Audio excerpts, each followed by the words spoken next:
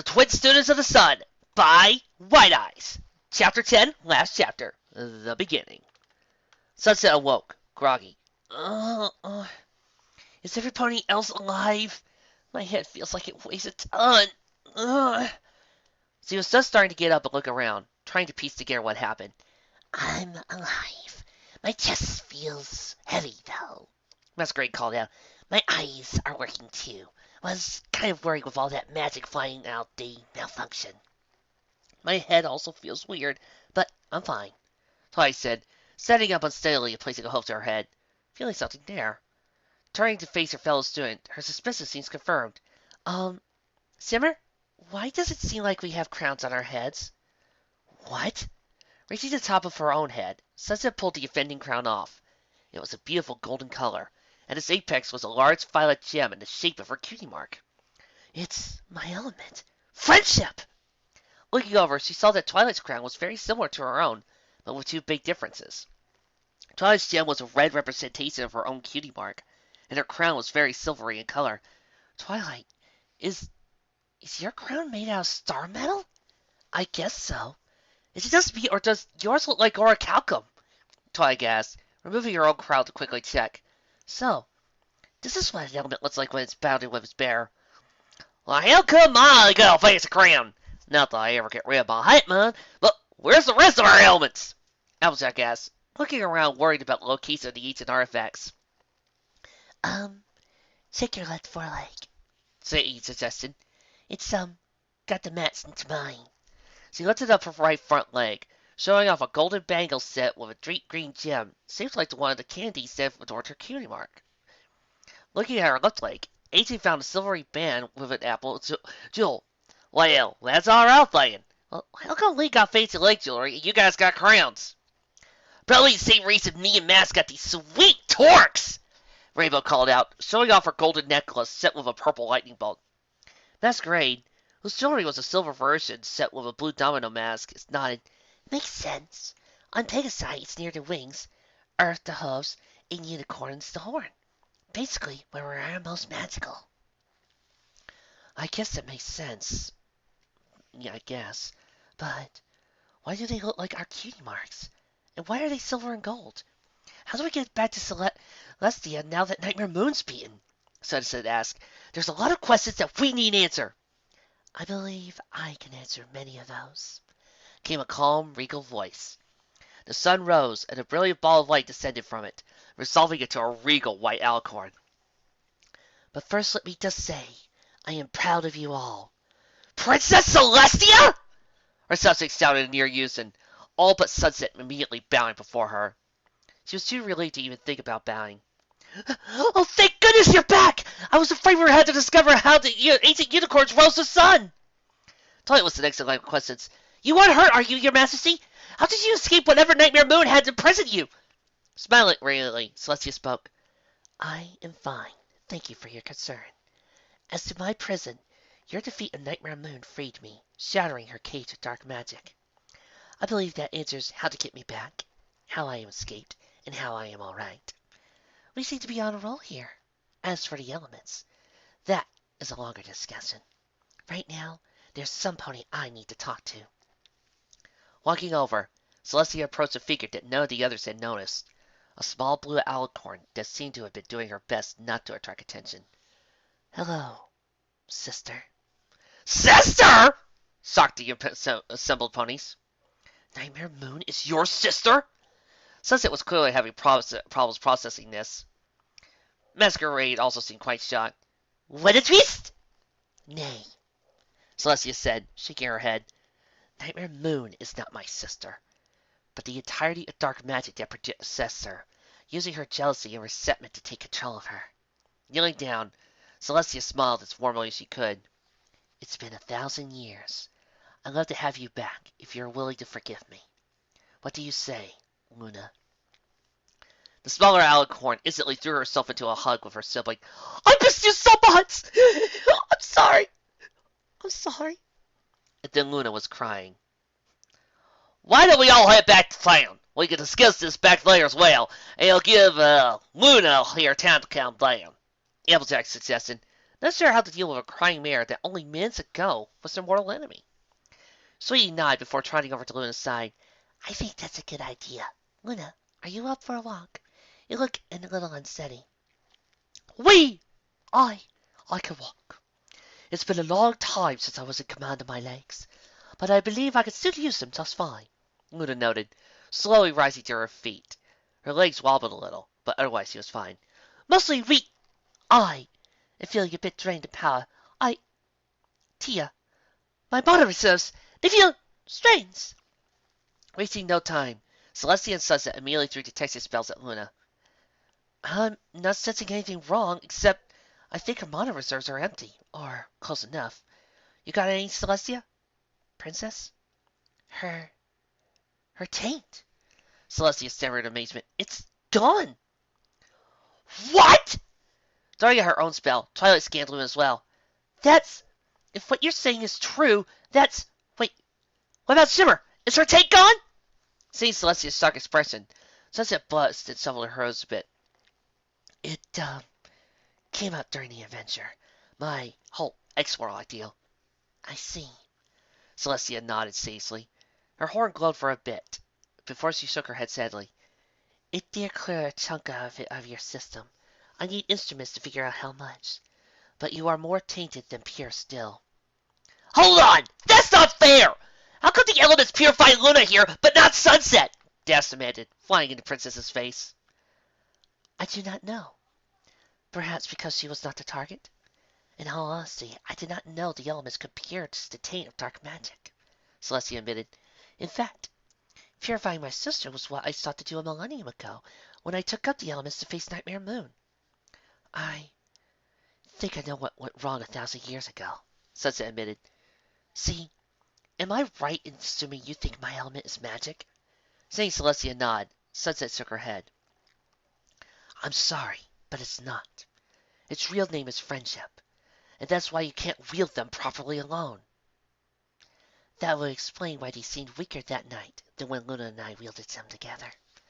Seeing the looks of shock, Celestia smiled. The star metal ones were hers. Loyalty, honesty, and laughter became the depressed pony who specialized in illusions, manipulation, and treachery? Masquerade nodded, aghast. Man, that nightmare thing did a number on you. It was also simple, Luna admitted. I was not even in my right mind before my possession. Wait a minute. If Sunset not being the target was the problem, maybe we should get them working the blaster? Applejack suggested. We can't do that, Sunset said, and surprisingly, Rainbow Dash said at the same time. Noticing its airs, Dash shrugged. Don't ask me how. I just know my element's telling me we can't use it for personal gain. Somehow, there aren't any words or anything. I just know it for a fact. Like how 2 + 2 = 4. Sunset nodded.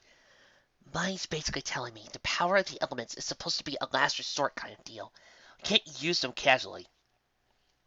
What if Oh, shoot. We can't lie about why we're using them, AJ moaned. Oh, makes sense, I guess. Anybody else got any rules coming in? Twilight nodded. They only work if we all agree on our target. No divided loyalty or goals. We cannot use them on anything that isn't a threat to harmony or the like. No shooting a random monster just because it wandered into town and started smashing stuff. It has to be genuine evil before these things will work, Masquerade explained. Nodding, Sweetie added her own rule to the instruction manual. We are also prepared to be in harmony with each other, even if we all agree on what has to be done. They won't work if we don't get along. Lame!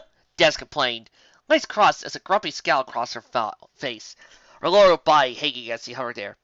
I get they're like super powerful, but with all these rules, it almost seems like you can't really use them most of the time. So, what's the point?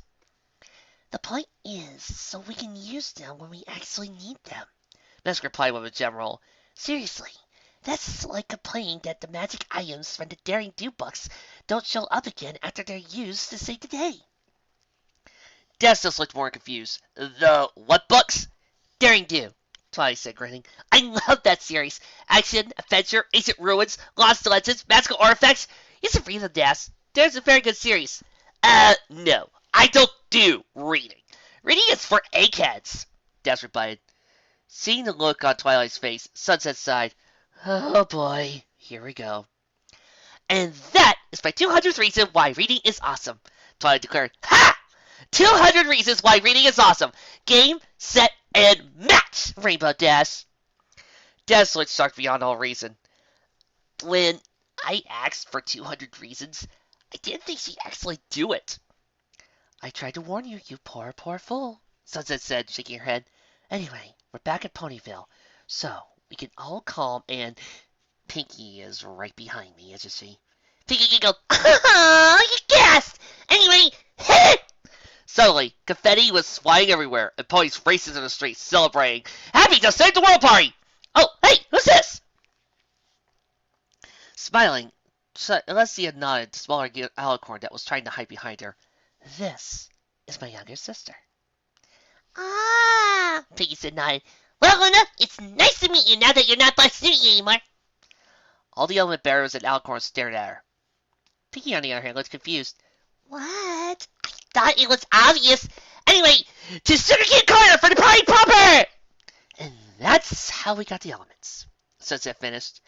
So, now that every pony's up to speed, do you have any ideas how they came to look to our cutie marks? Celestia nodded. I believe so.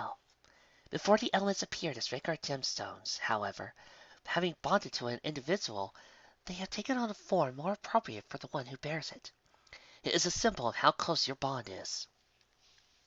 So, are we the only ones who could use them now? Twilight asked. What if I get seriously injured?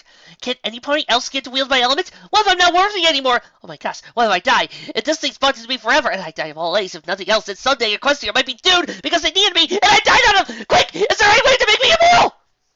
Twilight, calm down. Those are some excellent questions, and I admit I do not know the answers. But at this point, there's no reason to panic. Celestia beaming. I'm sure everything will be just fine. Plus, Sunset added in, you do not want immortality. Trust me, the price you paid for that stuff repulsed me, and that was back when I had aspirations to become Empress of a Dark Empire! Ugh. She started at the Mare. Still, leaving that aside, Twilight's right. We really do need to look into this. Don't worry, I intend to. Which brings me to another point. Celestia was clearly stealing her news for this. I'm going to need the elements to study them back in Canterlot. Since you four have lives here, it would be unfair of me to ask you to come with me in order to study the elements.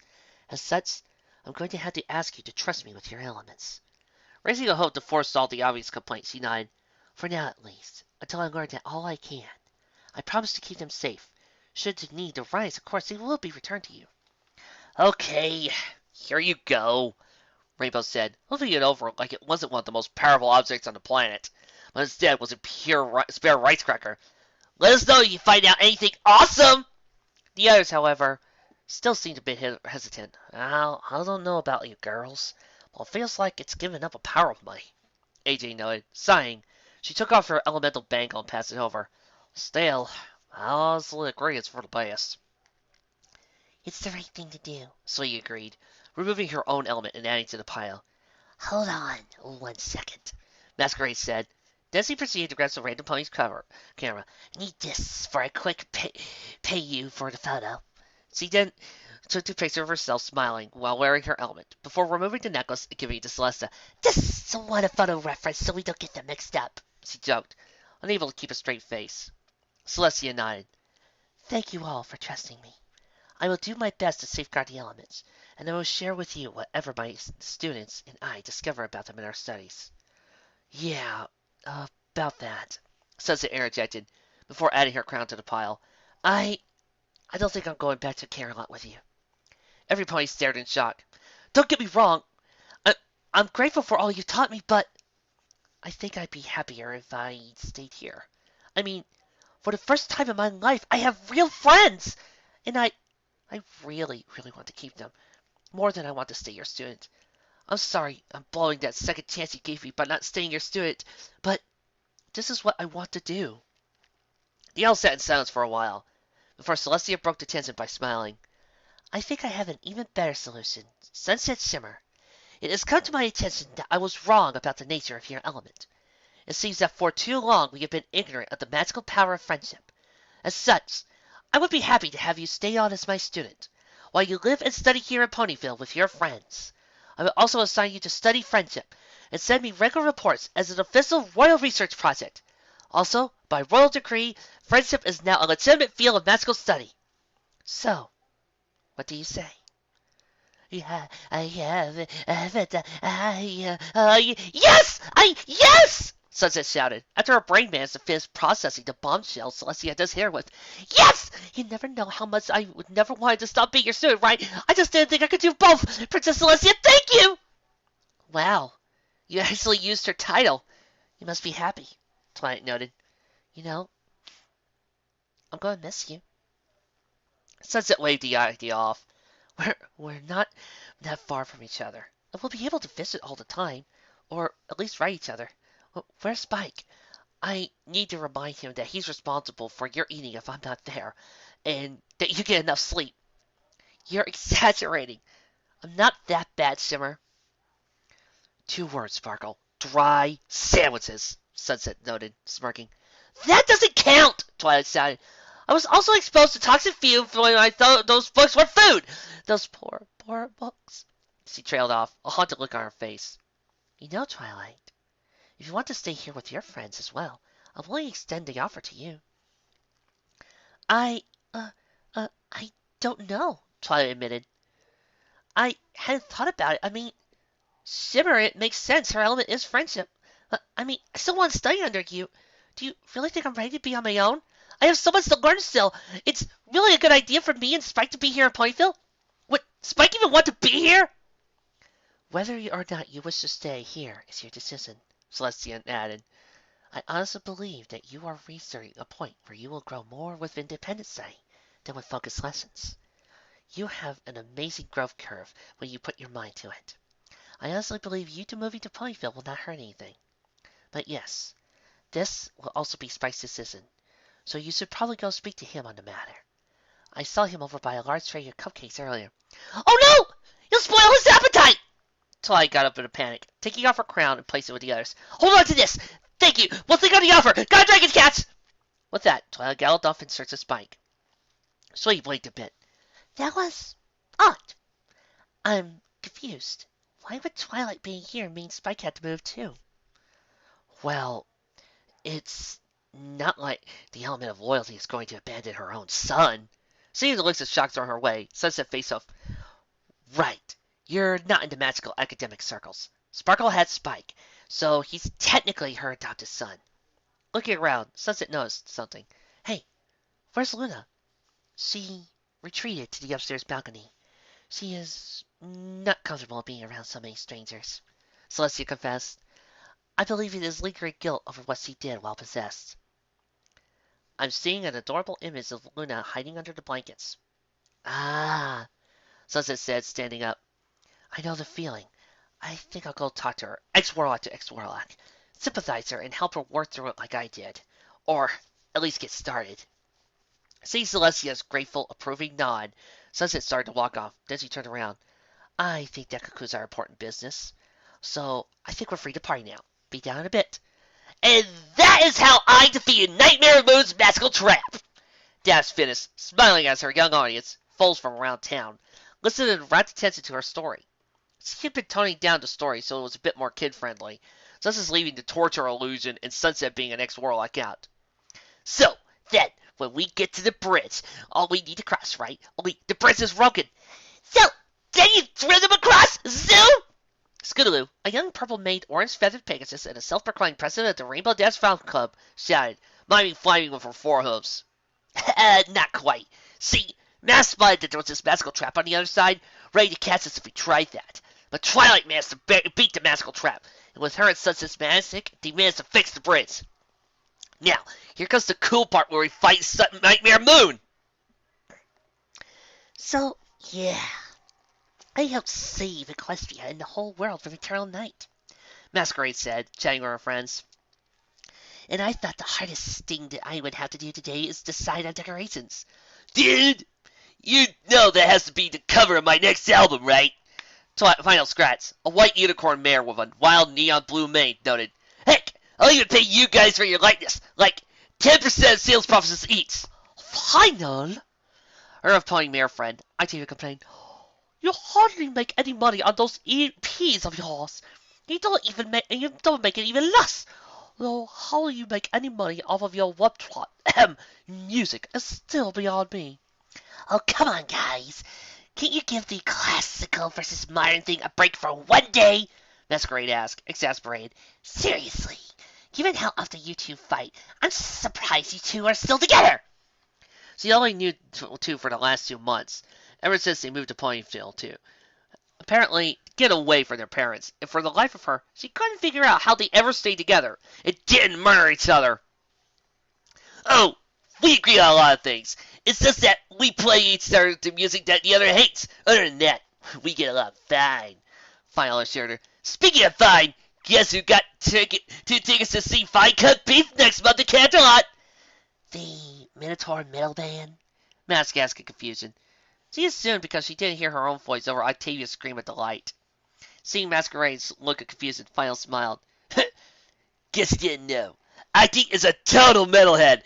However, if she wants the tickets, she has to pitch in cleaning up the house until the concert." "Oh, all right, fine.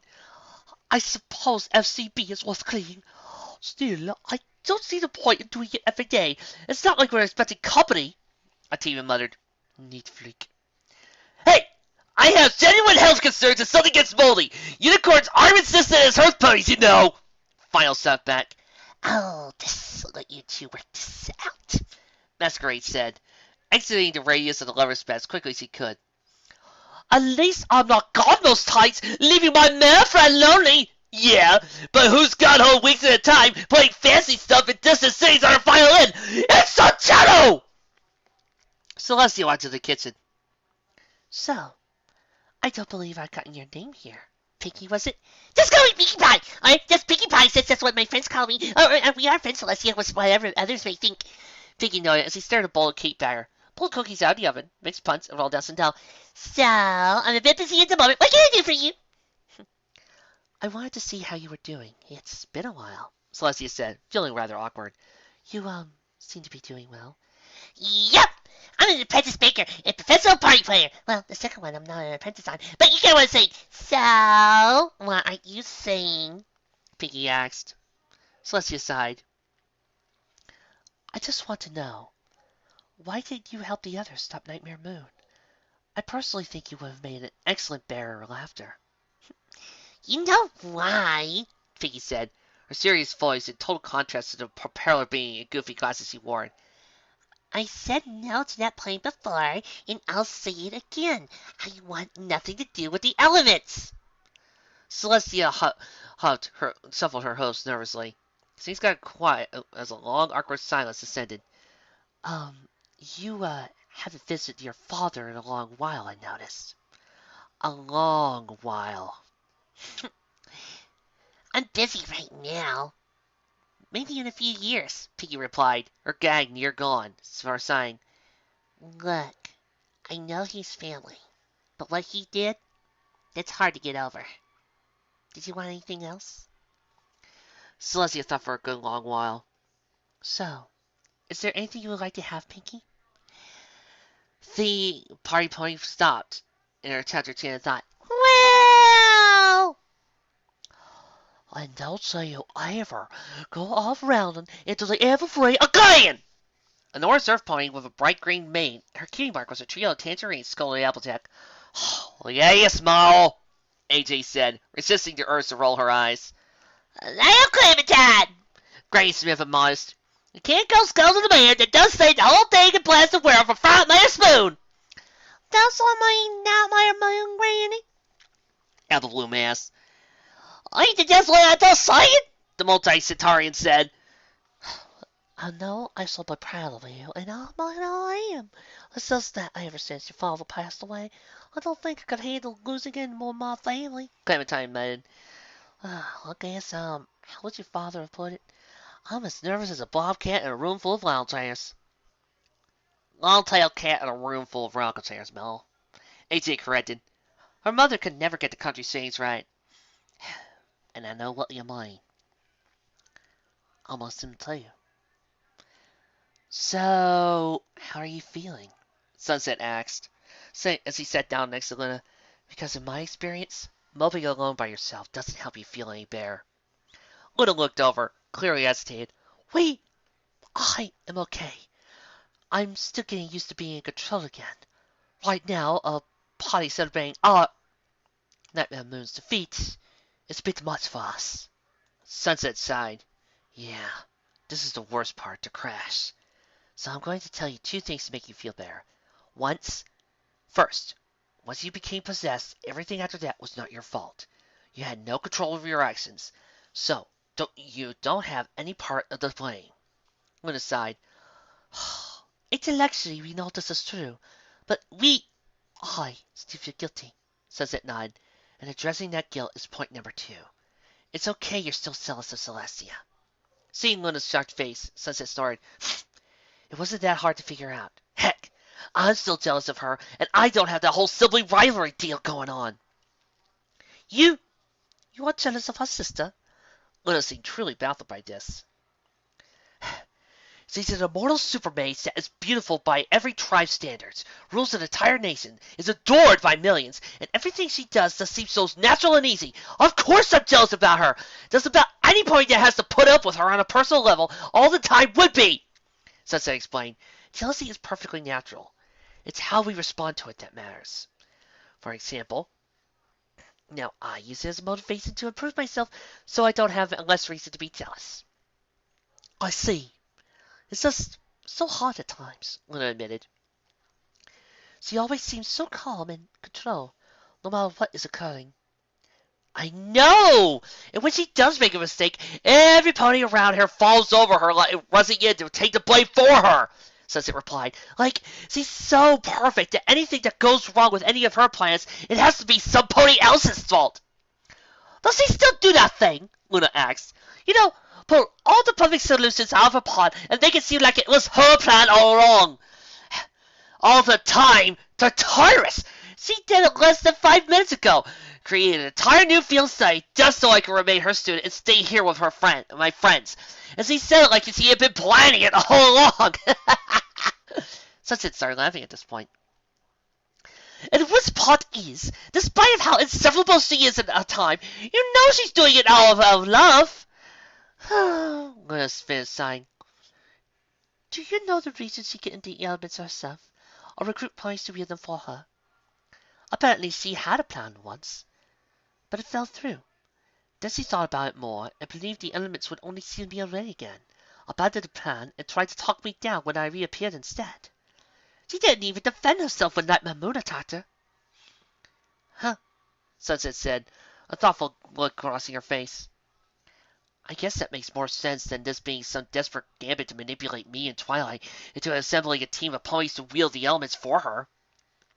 Luna adopted a slight smile as he coyly asked, Oh, has Luna learned the art of subtlety over the last 1,000 years? Truly, it is an age of wonders. Sunset faced up. Right. Celestia is about as subtle as the sun. She can be tricky at times, but nowhere near this level. Awkward silence hung there, as neither seemed to know what to do. Finally, Luna asked, So, in this modern era, what do ponies do for entertainment? I imagine I will have much leisure time in between my studies to understand what has transpired in the last 1,000 years. Well, some of the stuff is generally the same. Plays, concerts, reading, though the quality has gone up in my opinion, and variety has vastly increased as to become both easier to produce and more readily available to the common masses, Sunset explained. We also have some newer versions of the stuff. Comic books which combine art with written story, but those are mostly for fools. Hey! I also know that there's some stuff written for older audiences, but I'm talking in general. There's also movies, think of them as being enchanted pictures that perform plays. It's a lot more complicated than that, but that's the basic idea. There's also modern music styles that didn't exist back then. Rock and roll, heavy metal, hard rock, symphonic metal, pop. Geez, there is a lot. The newest one I know is something called Web Trot. I personally don't care for it, but it's what they're blasting at nightclubs these days. Night clubs? Luna asked, clearly confused. Sunset suddenly broke into a grin. Oh yeah, nightclubs. Princess Luna, you are going to love this. Masquerade had ducked out a few minutes. It seemed like every pony and their uncle wanted to shake hands with one of Equestria's savers. As such, she was quite surprised that she was not alone out here, but it sounded like some pony was faintly playing classical music, nearly drowned out by the more festive party going within. Rounding the corner, she was rather surprised to see who it was. Final? What are you doing out here? And why are you listening to classical? I thought you hated classical. She asked, shocked to see the unicorn just sitting there with a miniature record player. Huh? Oh, hey, Mask. Yeah, me and Auntie decided to cool our hawks a bit, step away and calm down. And duh, I hate classical music. It's the most rigid and overpraised variety of music on the planet. Just because it's old doesn't make it impressive. Give any airheaded pop song a couple hundred years to be just as old, and it'll technically be classical as well. Fine explained. So no, I'm not listening to classical music. I'm listening to Octi play classical music. There's a difference. Looking back, the unicorn got a faraway look in her crimson eyes. You know, Octavia's a total slob. She's unfocused, forgets things like chillers, groceries, or that sofa is on fire. Long sorry. She's easily distracted and seems to have no goals in life, except when she's playing her cello. When it comes to her music, she isn't just an artist. She is the artist. She's like perfectly focused on giving a perfect performance that's done perfect to perfection. And then goes back to being distracted by making funny noises into an electric fan. So, yeah, I hate classical music, because sometimes I think she loves it more than me. And if you tell any pony how I'm being sentimental, right now, I will demolish your house with my wubs. Gotcha. I'll just leave you alone, Masquerade said, walking to the other side of Sugar Cube Corner, only to find Octavia sitting there with her own miniature record player. The disc she was about to insert being DJ Pone3's latest work. I rode a Kraken. What did you do today? As evidenced by the photograph of vinyl riding an actual Kraken that served as a sleeve art. Tell any pony and they will never find your body, Octavia said in a tearful sing-song voice. Tell any pony what? I was just heading back inside.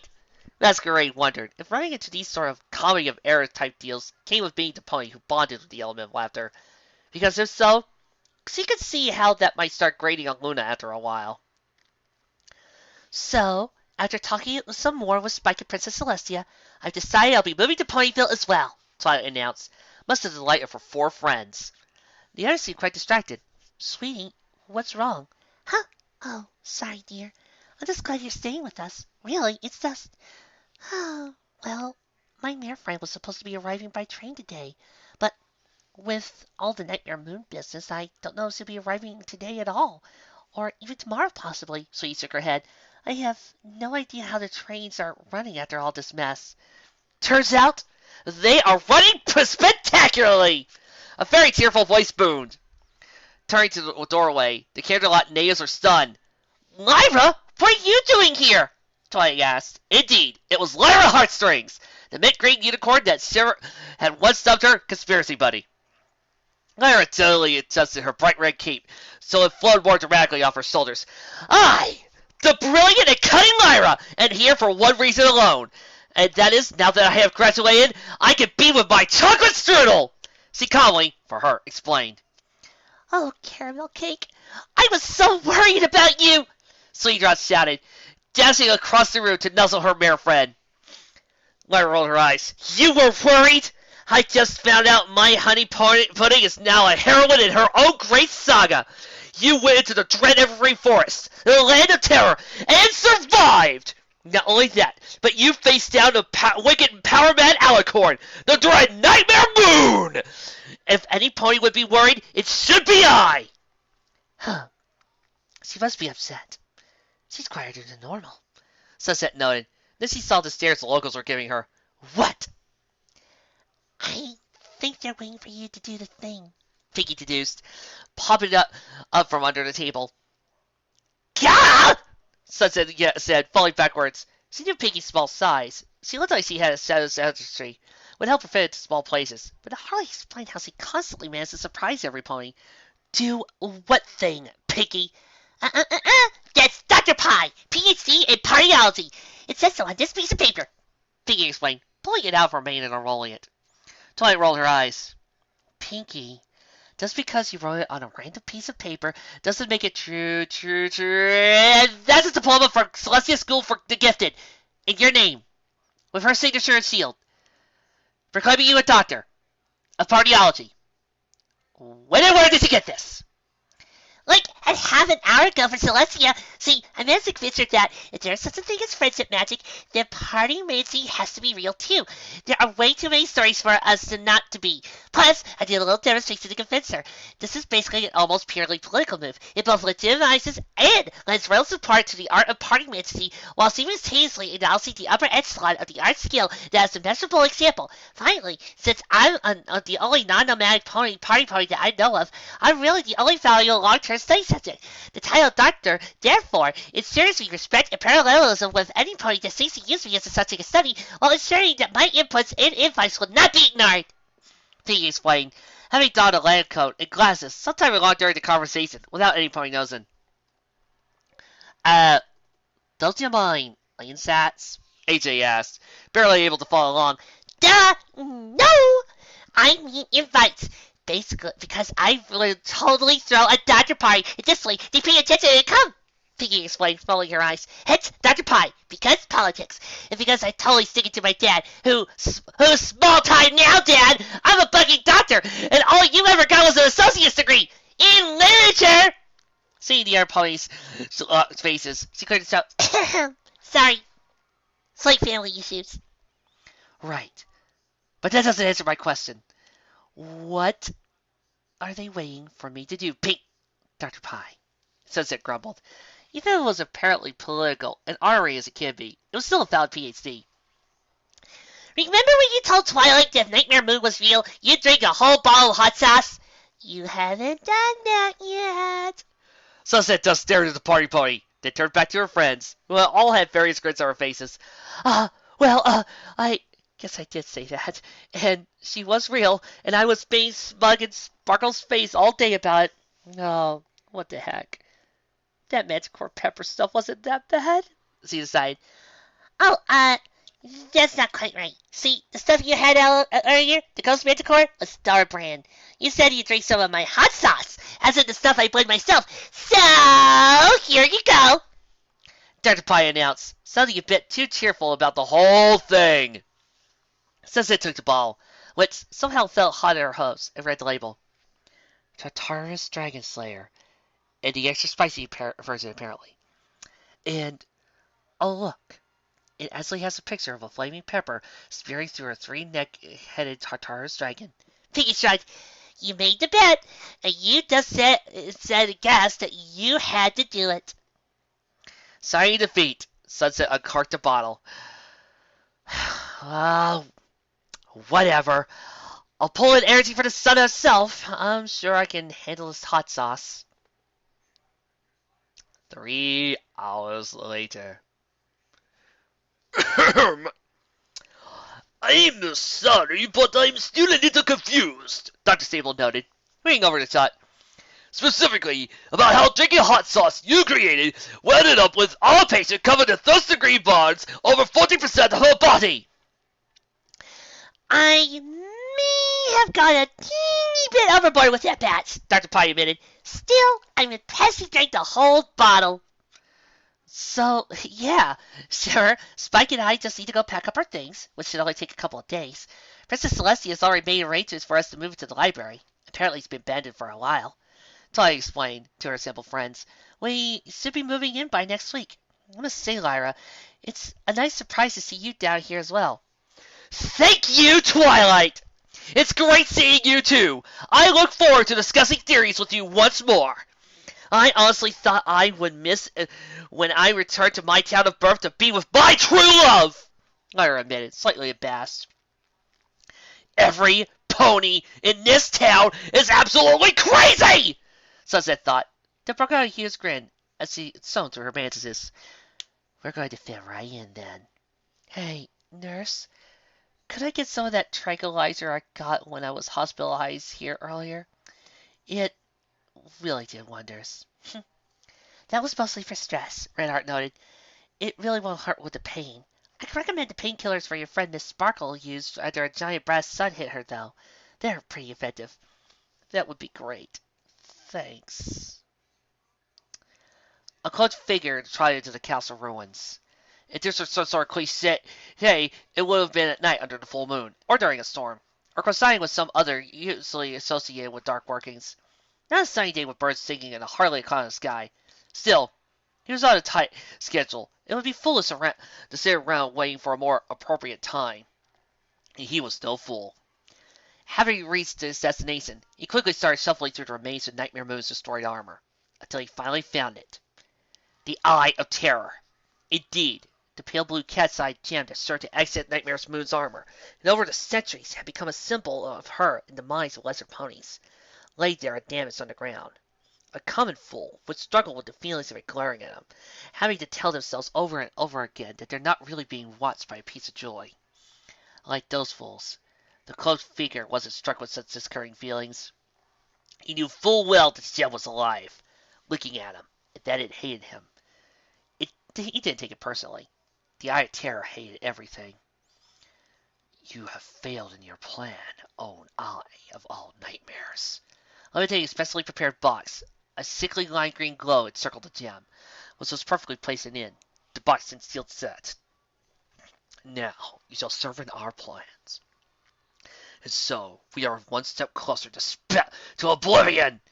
And as flash of green fire, the figure vanished, leaving no trace that the warlock had ever been there. The end! Cue the end credits song! My little pony, ah, we used to wonder what friendship could mean, my little ponies. But we are here, we finally see an honest heart. Every pony plays their part, listen to attend, making time for a friend. Kindness as sweet as can be, the friendship is the magic of you and me. These are my little ponies. It's great to have the very best friends. And now for the review. This was a fun alt sex story. I can tell you one thing. I have been through a lot of these. And I mean a lot of them. I have seen a whole bunch of variations. And this is just as good as those. I really love the way the tests pretty well organized. I like their differences. Whereas Twilight no longer gets the magic, but gets loyalty, and it really makes sense. Without having to change her character or alter her too much, you can deduce why she would be loyalty. Steadfastly loyal to her friends, connects well with Celestia, is a very studious student, and keeps up with her own studies.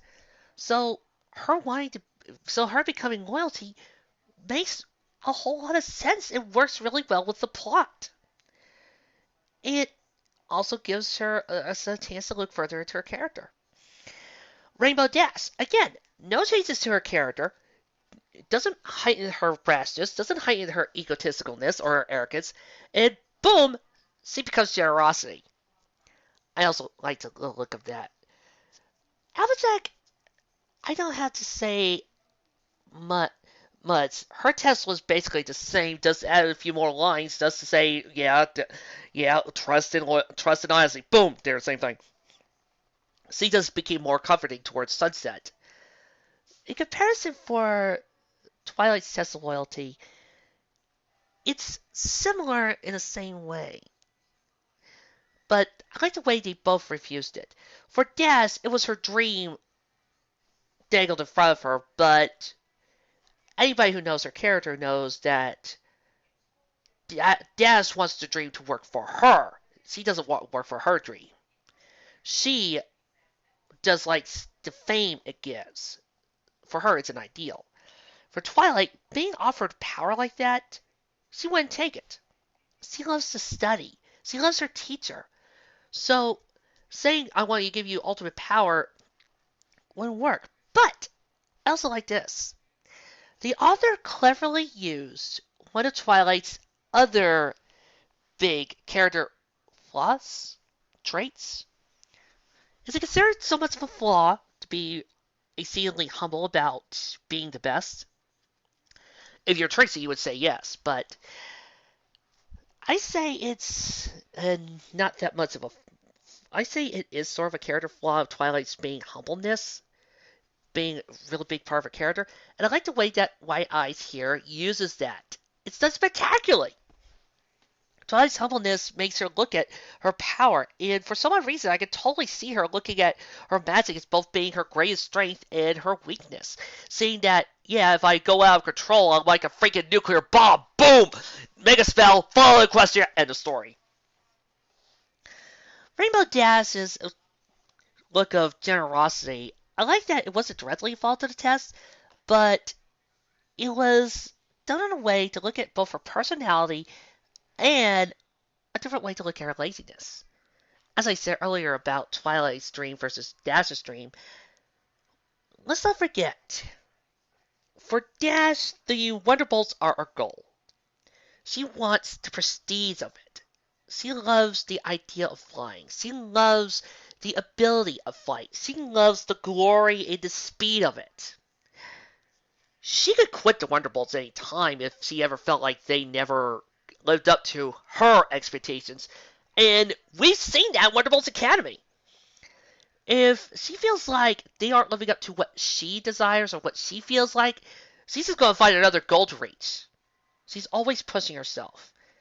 So, seeing that, you can see how generosity would work for her because she wants to be inspiration.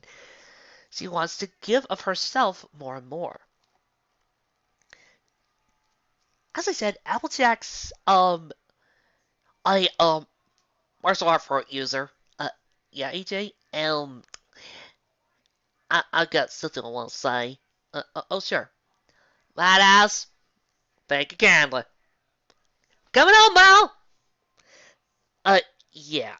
That's another thing I want to add about AJ's character that I like. I have over 14,000 favorites. This is one of 3 fics I've ever done that has AJ's parents alive. And to be fair, number 2 has AJ's dad dying at the end. Number 1 is a really good, alternate universe of Discord winning. So, yeah, having her parents alive in this one universe where it's perfectly A-okay, where her mom is alive, but not her father, is a really, really interesting story bit, and something I don't see that often, so I definitely applaud. Sleeve Drops, again, it's fun. Sleeve Drops, I find it funny to see her here, because 9 times out of 10, she's the straight mare. By which I mean, she's the girl who has to have all the jokes from either Lyra rebounding off of her, or whatever character she's interacting with. She's not the hero usually. She's usually a giant DID. Or the feminine character to Lyra's also. Speaking of which, God, I love Lyra in this. Why I said it's Brian Blessed, so I decided to do my Lyra voice, my best Brian Blessed imitation. You are welcome. So seeing her in a hero role, kind of nice. Even nicer to see her having the power of being kindness. And in comparison to Flare Size Test, it works just as well. Seeing her comfort Stephen Magnet and give him encouragement was really sweet. And lastly, to our other second newcomer, won't get to Sunset till next, I also found Masquerade to be interesting. It's not every day we see another G1 pony on these fics. Most of the time, 9 times out of 10, they're usually Firefly. So seeing a twinkle-eyed pony explained in the G4 universe without having to go to the G1 origin, that one's kind of creepy, is something that's really well done, and I appreciate it. Seeing Masquerade being like this, it's even better that we know that Fizzy actually exists. So, but I really like her version of Element. While not being sarcastic and quippy like, say, Charlie, or demented and so like Trixie, or being just plain insane like Pinky. We've got a girl who's genre savvy, who's clever, and realizes the different tropes. And in the end, we see what laughter also is meant to represent and what it's also supposed to bring. Hope, comfort. And we see that with Sunset's discussion. I gotta admit, this is probably the second best one I've seen, but only because it's kind of hard to top Charlie laughing at Corona's face with a smile. And speaking of comfort scenes, I also really love the whole entire scene where everybody talks about their stupidity and relates to each other. Makes me think of the Lunaverse chapter where the L6 do that. And it's really soft and kind and sweet and really helps us bond with the characters. More of that, please. If the author can keep that up in the next few stories he does, I can't wait. Actually, I can't wait anyway. Anyway, I really like to see where this universe is going. Then we have Sunset Shimmer. Oh, honey. So, before I continue the review, how was it being on the show for the first time? Oh, it was kind of nice. Thank you. Thank you, White Eyes, for giving me this great opportunity to pop up on the show for the first time, and for me to have such an important role. Thank you so much. One other question.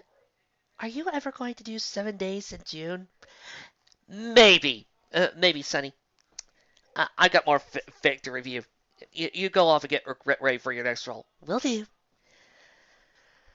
I love her in this. For many reasons. One, I love her big sister role with Twilight. That whole entire scene of her saying goodbye to Twilight when they thought they might have to separate was really nice and heartwarming. I really was hoping that we would find a way to get Twilight to stay with Sunset because I really didn't want them to leave.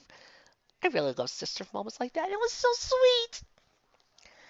But I also love the fact that Sunset was kind of a weird mixture of Trixie's snarkiness and her inner loathing, plus a little bit of Twilight's "oh my gosh, I can't believe you just said that" mode.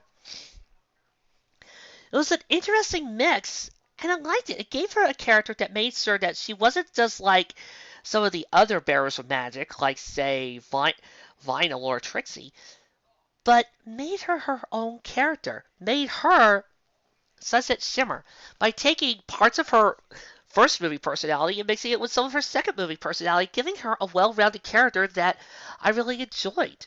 Giving her her own redemption arc by having her mixed with the dark forces also gave us something to enjoy.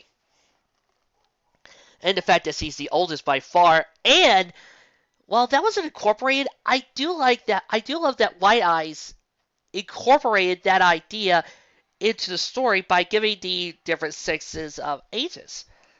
Like, for instance, apparently, according to the author notes, once they're 16, they can leave after they get their cutie mark. And apparently, Dash is the youngest at 13. Kind of an interesting plot. But I also love the fact that Sunset gets it. And as I said back during Lunaverse episode 7, I do love it when authors get it when it comes to the element of magic. When they get it, it's something right. I do notice that even some of the greatest fics, or some of the most well-known fics, say like Past Sins, they immediately think, oh, element magic. Okay, that means that they have to be the best at magic. No, it doesn't. Magic represents friendship.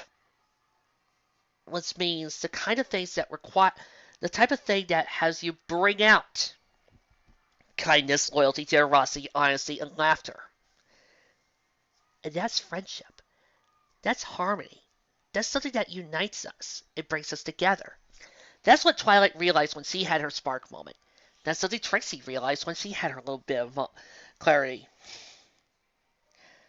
And Sunset has had the same moment. This is the type of story that sets off a really good foundation. We get a small little world build, and we've got a few things hidden for what may happen later on in this universe. Like, for instance, something I didn't catch on my first read through of this was Piggy mentioning her father and then talking to Celestia like she knew about her for ages. Now, this got me thinking, does this mean that Piggy's dad is a certain guy who's a jumbled mess of body parts? This is like, what? The third one you're related to? Are we going to get Applejack, Rainbow Dash, and Piggy and Flaherty next? I'm working on it. Oh boy. The mysterious guy kept me interested, and overall, a great start to what I hope would be a really good universe. A really excellent one. This is a fun fic with plenty of laughs, great jokes, and even though there were some spelling errors here and there, it didn't really detract from the whole entire piece. And the elements presentation, this all brought it all really well together. Overall, I say please go read it. Enjoy yourselves. Next time, we've got something for the Ludiverse. Derpy, if you please. Hey, Trixie, why are you looking at me like that? I'm worried. Remember what Grass did to Lyra? Tried to pick Octavia against her. Well, yeah, I remember. Why? Are you afraid somebody's going to do that to me? No, no, no, no. I'm afraid they're going to attack somebody close to you. Trixie, you're being silly. Nobody's going to do that to me. I got everything in the bag. Trixie, where's Dinky? What have they done to Dinky? Where's my daughter? Next time on the Luniverse. Episode 13. A hard bargain. Kindness has its limits. And you just found mine. I'll see you next time. In June. Things will change. My name is Twilight Sparkle. I'm the student of Celestia. And this is the story of how I became the element of magic. A world will be reborn as we see an adventure anew. Coming this June.